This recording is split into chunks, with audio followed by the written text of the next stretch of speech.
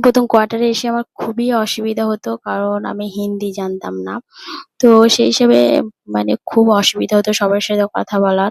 কথা বলতে গিয়ে আমার সমস্যা হতো। তো তারপরে আস্তে আস্তে হিন্দিটা যখন শিখে গেলাম তখন কিন্তু আমার আর কোনোরকম কোনো অসুবিধা হয়নি। কোয়ার্টারে থাকতে আমার অনেক ধরনের অভিজ্ঞতা হয়ে গেছে যে কে ভালো কে খারাপ এরকম সব নন বেঙ্গলিরাই যে ভালো হয় এরকম কোনো কথা নয়। আর এমন নন বেঙ্গলি আছে তারা খুবই ভালো।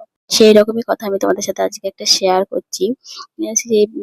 সেটা হচ্ছে আমার বিয়ের পর। তো প্রথম বর আমাকে কোয়ার্টারে নিয়ে আসে। তো বুঝতে পারছো ১ম একটা গ্রামের মেয়ে একটা কোয়ার্টারে এসে কোয়ার্টারের মধ্যে বন্দি হয়ে থাকা খুবই কষ্টকর ব্যাপার। কারণ আমরা গ্রামে খোলামেলা পরিবেশে বড় হয়েছি। তো ঘুরে বেড়ানো, খাওয়া-দাওয়া এইসবই আমাদের তখন চলতো।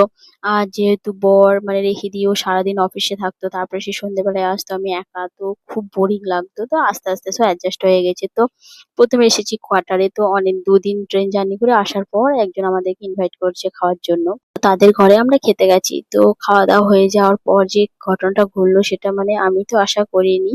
আমার হাসব্যান্ডও আশা করেনি। যে ম্যাডাম ছিলেন যে ওই যে ভাইয়াটার বউ ছিল।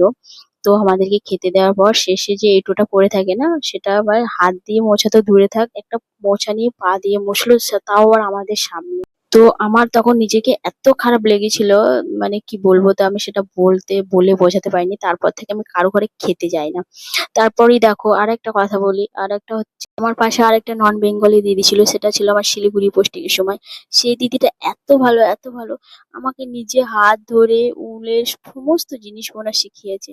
এবার তুমি ভাবো যে মানুষের মধ্যে কত রকম কত ধরনের মানুষ থাকে।